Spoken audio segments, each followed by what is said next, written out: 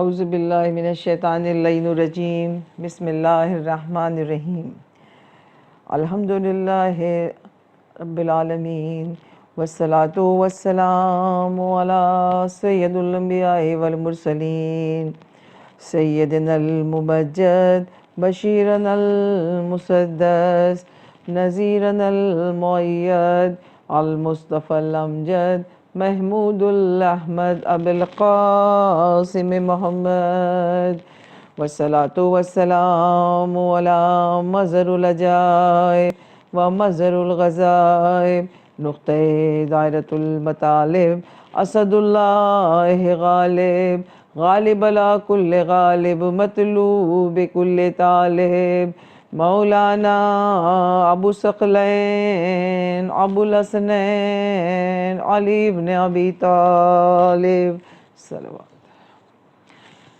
وآلہ الطیبین الطاہرین المعصومین المظلومین انما یرید اللہ لیذہب عنہم الرجس وتطہرکم تطہیرا اللہم صلی علی محمد وآل محمد وما خلقت الجن والانس الا لیعبدون۔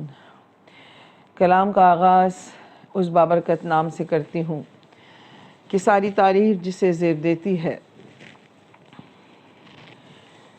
وہ پروردگار عالم لائق حمد و ثنا ہے کہ جو وحدہ لا شریک ہے،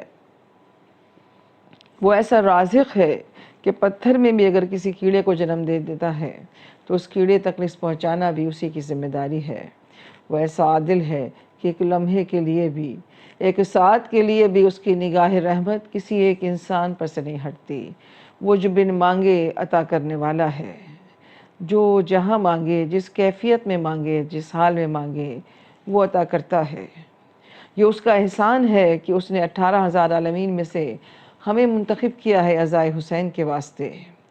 اگر وہ ہفتے اقلیم کی بادشاہت بھی عطا کر دیتا تو شاید یہ شرف نصیب نہ ہوتا جو عزائے سید الشہداء کی وجہ سے نصیب ہوا، اور درود و سلام محمد وآل محمد کے لیے زیبا ہے جو ہمارے لیے لائق ہدایت ہیں۔ مومنات، جو سرنامہ کلام میں نے آیت تلاوت کی، اس آیت مبارکہ میں ارشاد پروردگار عالم ہو رہا ہے کہ اس نے ہمیں اور آپ کو محض عبادت کے لیے پیدا کیا۔ وَمَا خَلَقْتُ الْجِنَّ وَالْإِنسَ إِلَّا لِيَعْبُدُونَ۔ پروردگار عالم ارشاد فرما رہا ہے اس آیت مبارکہ میں کہ میں نے جن اور انسانوں کو محض عبادت کے لیے پیدا کیا، اور عبادت جو ہے وہ معرفت کے بغیر ہو نہیں سکتی۔ معرفت کے بغیر عبادت بیکار ہے، اور معرفت ہم اپنی ذہن سے یا اپنے علم سے، اس محدود ذہن سے حاصل نہیں کر سکتے۔ اس کی ضروری ہے اس کے لیے کچھ ایسی ہستیاں ہوں کہ جو لامحدود صفات کی حامل ہوں، جو لامتناہی صفات کی اس کی طرح حامل ہو، اور اس نے ہماری ہدایت کے لیے ان ہستیوں کو بھیجا۔ وہ ہستیاں محمد والے محمد کی ہستیاں ہیں کہ جن کے ذریعے سے ہم پروردگار عالم کی معرفت حاصل کر سکتے ہیں اور اس تک پہنچ سکتے ہیں۔ لیکن کچھ ہستیاں ایسی ہیں کہ جنہیں پروردگار عالم نے نہ نبوت عطا کی، نہ امامت عطا کی، کوئی عہدہ نہیں دیا، لیکن اس کے باوجود انہوں نے کام ایسا کیا ہے کہ جو انبیاء جیسا کام ہے۔ اس سلسلے میں سب سے پہلے میں نام لوں گی حضرت ابو طالب علیہ السلام، کہ حضرت ابو طالب نہ نبی تھے، نہ رسول تھے، نہ امام تھے، لیکن اس کے باوجود وہ کام کر گئے جو انبیاء نے کیا۔ اسی طرح دوسری ہستی، دوسری ذات حضرت ابو الفضل عباس کی ہے کہ انہیں بھی پروردگار عالم نے نہ نبوت عطا کی، نہ رسالت دی، اور نہ امامت کا عہدہ عطا کیا، لیکن اس کے باوجود انہی نے بھی وہ کام کیا جو انبیاء جیسا تھا۔ اور خواتین میں اگر دیکھا جائے تو جناب زینب صلوات اللہ علیہ کی ذات وہ ذات ہے کہ انہیں بھی پروردگار عالم نے نہ نبوت کی منزل عطا کی، نہ رسالت کا عہدہ عطا کیا، نہ امامت عطا کی، لیکن اس کے باوجود انہوں نے بھی وہ کام کیا جو انبیاء اور ائمہ کا تھا۔ اگر آپ قرآن کریم کی تفسیر کو پڑھیں تو آپ کو یہ احساس ہوگا کہ پروردگار عالم نے جتنے بھی انبیاء ہدایت کے لیے بھیجے، ہدایت انسانی کے لیے بھیجے، جب وہ اپنا کام کر کے دنیا سے جانے لگے تو انہوں نے یہی کہا تھا کہ پروردگار جو تو نے ہمارے ذمے کام کیا تھا وہ ہم نے کر دیا، تبلیغ کا ہم نے حق ادا کر دیا، اب اس کا اجر ہمیں تیری جانب سے عطا کیا جائے گا۔ جو انبیاء گیا ہے وہ یہی کہتا ہوا گیا۔ لیکن یہ کیسے لوگ ہیں کہ جو کام بھی انبیاء والا کرتے ہیں اور اجر بھی اللہ سے نہیں مانگتے، اور جو کام بھی اللہ جیسا کرے، انبیاء جیسا کرے اور اجر اللہ سے نہ طلب کرے، انہیں کیا کہتے ہیں؟ انہیں کہتے ہیں بے نیاز، انہیں کہتے ہیں بے نیاز۔ ہو سکتا ہے کوئی آپ میں سے کہے کہ آپ یہ کیسے کہہ رہی ہیں، یہ کہاں لکھا ہے، کہاں سے پڑھا آپ نے؟ تو بھئی میں کہوں گی آپ سے کہ آپ سورہ دہر کا مطالعہ کیجئے، سورہ دہر کو پڑھیے۔ سورہ دہر میں ارشاد پروردگار عالم ہو رہا ہے کہ ہم نے تم سے نہیں کہا تھا کہ تم یہ کام کرو، لیکن تم نے وہ کام کیا۔ اِنَّا سَيَّهُمْ مَشْكُورًا، اس پر ہم تمہارے شکر گزار ہیں۔ یعنی ساری دنیا تو اللہ کا شکر ادا کرتی ہے، لیکن یہ کون سی ہستیاں ہیں کہ اللہ ان کا شکر ادا کر رہا ہے، اللہ ان کا شکریہ ادا کر رہا ہے۔ اب کوئی بہت زیادہ تاریخ کا مطالعہ کرنے والا مجھ سے پوچھ سکتا ہے، یہ کہہ سکتا ہے کہ بھائی یہ بتائیے کہ ان کا تاریخی عہدہ کیا تھا؟ بھئی کچھ عہدے ہیں نا جو اللہ کی جانب سے عطا کیے گئے ہیں، عہدہ نبوت ہے، عہدہ رسالت ہے، عہدہ امامت ہے۔ یہ جو ہستیاں ہیں انہیں کون سا عہدہ عطا کیا گیا؟ تو انہیں جو عہدہ عطا کیا گیا وہ ہے عہدہ ولایت، جس پر آج تک جھگڑا ہو رہا ہے۔ حضرت ابو طالب علیہ السلام کو کل کائنات کا اختیار تھا ان کے پاس، لیکن جس کا انہوں نے اظہار نہیں کیا۔ اسی طرح جناب زینب صلوات اللہ علیہ کے پاس بعد شہادت حسین کل اختیارات تھے، کل اختیارات تھے، اس لیے کہ عالمہ بالغیب تھیں، عالمہ معلمہ تھیں۔ تو آپ کے پاس کیا کل اختیارات نہیں تھے؟ علم لدنی کی مالک تھیں، جبھی تو جو فوج یزید حضرت علی اصغر کو نہ چھوڑتی، جس نے فوج یزید نے حضرت علی اصغر کو نہ چھوڑا، اس نے جناب سید سجاد کو کیسے چھوڑ دیا؟ جناب زینب کی حکمت تھی یہ، جناب زینب نے اپنی حکمت سے سید سجاد کو بچایا ہے فوج یزید سے۔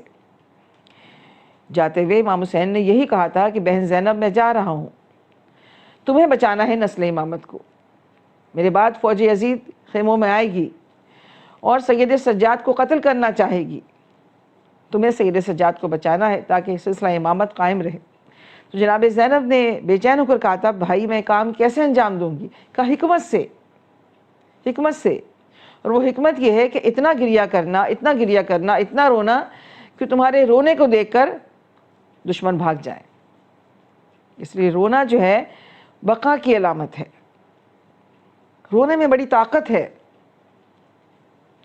اسی لیے جناب زینب صلوات اللہ علیہ نے مجالس کا اہتمام اسی لیے کیا تھا تاکہ ظالم کو رسوا کیا جا سکے اور ظالم کے ظلم کو عام کیا جا سکے۔ تو جب فوج یزید بعد شہادت حسین گھسی ہے خیموں میں اور شمر کی نظر پڑی ہے سید ساجدین کے اوپر، تو شمر نے بے اختیار کہا کہ یہ جوان کیسے باقی رہ گیا حسین کا، تلوار لے کر بڑھو اور اسے قتل کر دو۔ جیسے ہی سید سجاد کی جانب فوج یزید بڑھی، شمر بڑھا، جناب زینب نے کیا کیا کہ سید سجاد سے لپٹ گئیں اور رونے لگیں، گریہ کرنے لگیں۔ جناب زینب کے گریہ کو دیکھ کر تمام بیویاں رونے لگیں، اور اتنا گریہ ہوا، اتنا گریہ ہوا کہ اس گریہ کو دیکھ کر دشمن جو ہے وہ بھاگ گیا۔ تو یہ جناب زینب کی حکمت تھی، انہوں نے اپنی حکمت سے سید سجاد کو بچایا ہے، اس کے علاوہ بھی 2 موقع پر بچایا ہے۔ لیکن آج دنیا یہ کہتی ہے کہ جناب زینب جو تھیں وہ معصوم نہیں تھیں، معصومہ نہیں تھیں، معصوم تو صرف 14 ہیں۔ اور یہ بھی بات کہی جاتی ہے کہ جناب زینب کی شادی جو ہے وہ غیر سیدوں میں ہوئی تھی۔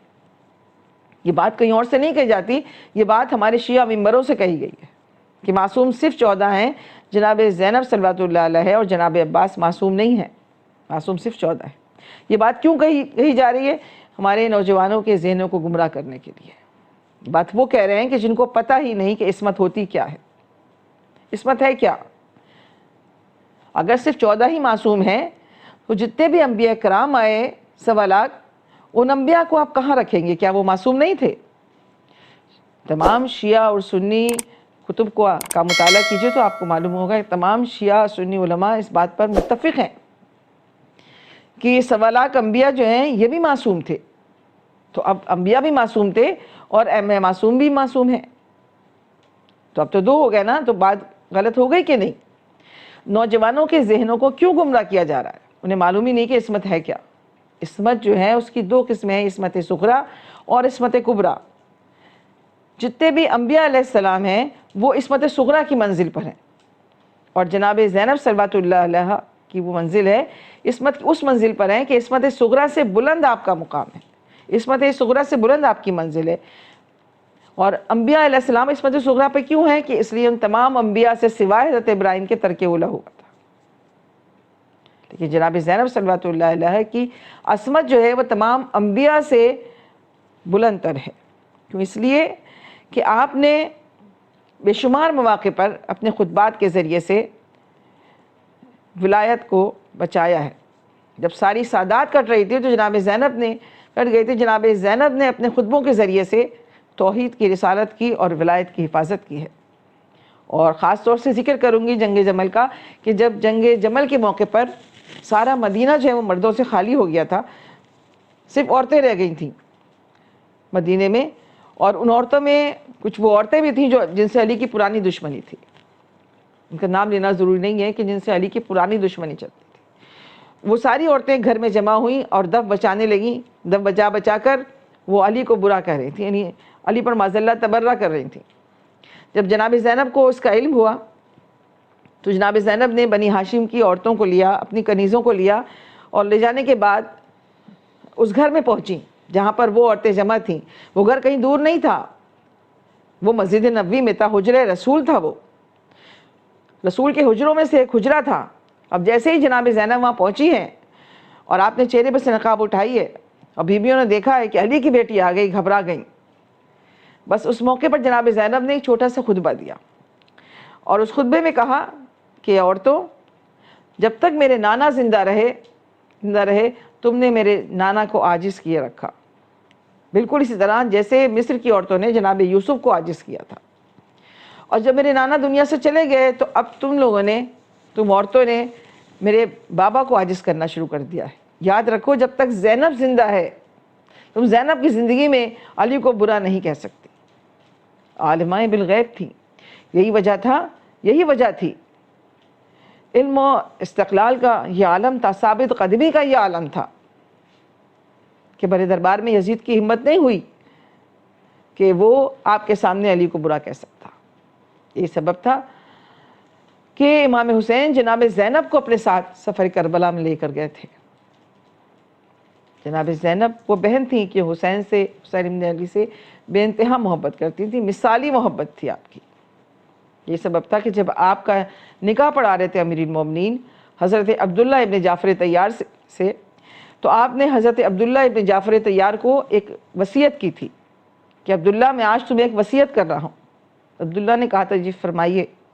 کہا وصیت یہ ہے کہ آج سے پہلے زینب میرے اختیار میں تھی،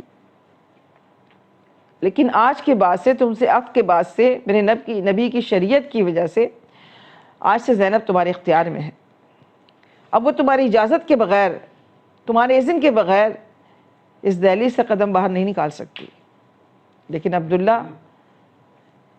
عبداللہ ایک دن ایسا آئے گا کہ میرا بیٹا حسین ایک سفر پہ جائے گا، سفر اختیار کرے گا، تو زینب کو اس سفر پہ ساتھ جانے دینا، اس لیے کہ زینب وہ بہن ہے کہ جو حسین کے بغیر نہیں رہ سکتی۔ زینب حسین کے بغیر زندہ نہیں رہ سکتی، زینب کو جانے سے منع نہیں کرنا۔ اور جب 28ویں رجب کو قافلہ روانہ ہو رہا تھا تو زینب ہاتھوں کو جوڑ کر عبداللہ ابن جعفر طیار کے پاس آئی تھیں کہ عبداللہ اجازت ہے کہ میں حسین کے ساتھ سفر پہ چلی جاؤں۔ عبداللہ آپ جانتے ہیں کہ میں حسین کے بغیر زندہ نہیں رہ سکتی، میں حسین سے کتنی محبت کرتی ہوں۔ اور آپ نے کیا ساتھ دیا، بی بی آپ نے حسین کا کیا ساتھ دیا، کہ آپ کے ساتھ دینے کو ہمارا سلام، شریکت الحسین میرا سلام، فاتح کربلا میرا سلام، ثانی زہرا میرا سلام۔ کیا ساتھ دیا کہ اگر حسین نے راہ خدا میں سر دیا تو زینب نے چادر دی، اگر حسین کی اولاد ماری گئی تو زینب کی اولاد بھی ماری گئی. لیکن حسین اور زینب میں ایک فرق ہے، اور وہ یہ کہ حسین کا ایک فرزند بچ گیا لیکن زینب کی تو نسل ہی تباہ ہو گئی. بھائی پر اپنی نسل وار دی. شہزادی میرا سلام، آپ کے صبر کو میرا سلام.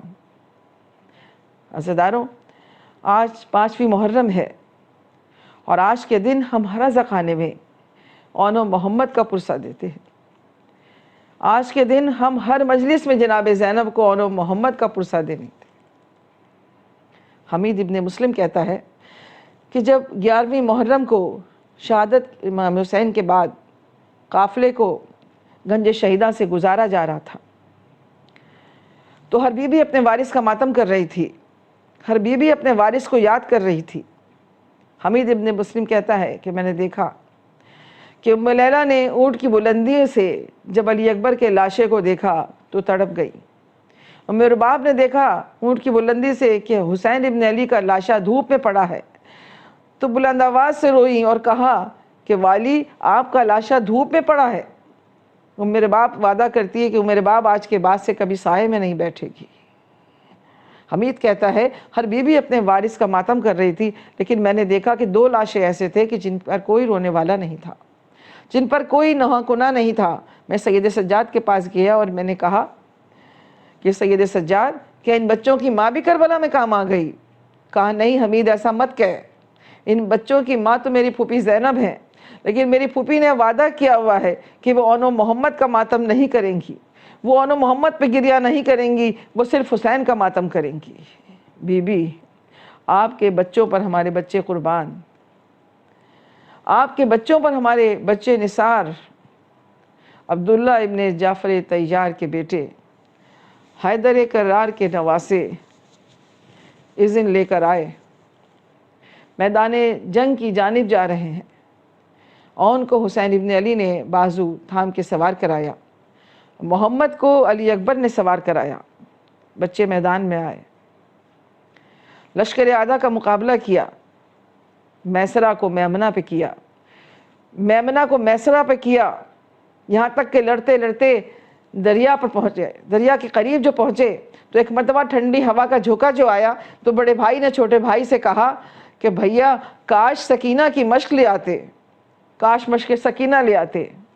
ادھر اون و محمد کے دریا پہ قبضے کی خبر خیمے میں پہنچی تو بیویوں نے جناب زینب کو مبارکباد دینا شروع کر دی کہ زینب مبارک ہو کہ آپ کے شیروں نے دریا کو فتح کر لیا، اون و محمد نے دریا پہ قبضہ کر لیا. تو جناب زینب نے کہا مجھے مبارکباد مت دو، بس دعا کرو کہ روز محشر فاطمہ زہرا سے شرمندہ نہ ہوں، کہیں میرے بچوں نے پانی نہ پی دیا ہو، کہیں میرے بچے پانی نہ پی دیں. بس دعا کرو کہ زینب شرمندہ نہ ہو. بھی اون و محمد دریا پر کھڑے ہوئے تھے کہ ایک مرتبہ 30,000 کا لشکر آیا اور لشکر نے چاروں طرف سے بچوں کو گھیر لیا، تیروں سے، نیزوں سے، تلواروں سے، بھالوں سے بچوں پر حملہ کر دیا، یہاں تک کہ بچے گھوڑوں پر سنبھل نہ پائے.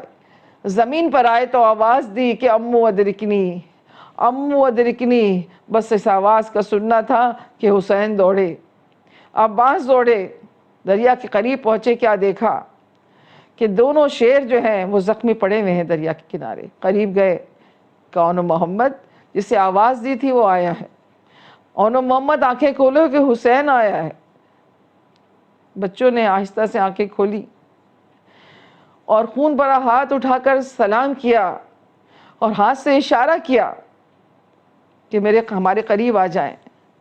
دونوں ماموں دونوں بچوں کے قریب گئے تو دونوں ماموں جب بچوں کے قریب گئے تو دونوں نے عباس اور حسین کے سروں پر ہاتھ رکھ کے کہا کہ ماموں آپ کے سر کی قسم اماں سے کہہ دیجئے گا کہ ہم دریا پہ گئے ضرور تھے لیکن ہم نے پانی نہیں پیا، ہم نے سکینہ کے بغیر پانی نہیں پیا. بس یہ کہا اور بچوں کے من کے ڈھل گئے. حسین نے محمد کو اٹھایا، عباس نے اون کو اٹھایا اور لاشیں لے کر چلے، خیمے کے قریب آئے. خیمے کے نزدیک آ کر آواز دی کہ زینب، اون و محمد کی بارات آ گئی، زینب تمہارے لال دولہا بن گئے. زینب نے خیمے کا پردہ اٹھایا کہ بھیا بس مجھے اتنا بتا دیجئے میرے بچوں نے پانی تو نہیں پیا؟ کہا نہیں زینب تمہارے سر کی قسم اون محمد پیاسے دنیا سے گئے ہیں۔ بس یہ سننا تھا کہ زینب نے اون محمد کے لاشوں کو رکھا، درمیان میں زینب بیٹھی، ایک طرف اون کا لاشا، دوسری طرف محمد کا لاشا، ایک ہاتھ اون کے سینے پر رکھا، دوسرا ہاتھ محمد کے سینے پر رکھا کہ اون محمد زینب کی لاج رکھ لی، اون محمد ماں کی لاج رکھ لی، ماں کو راضی کر دیا۔ خیام میں اون محمد کا ماتم، بی بی اون محمد کا پرسہ دے رہی ہیں، الا لعنت اللہ علی قوم الظالمین۔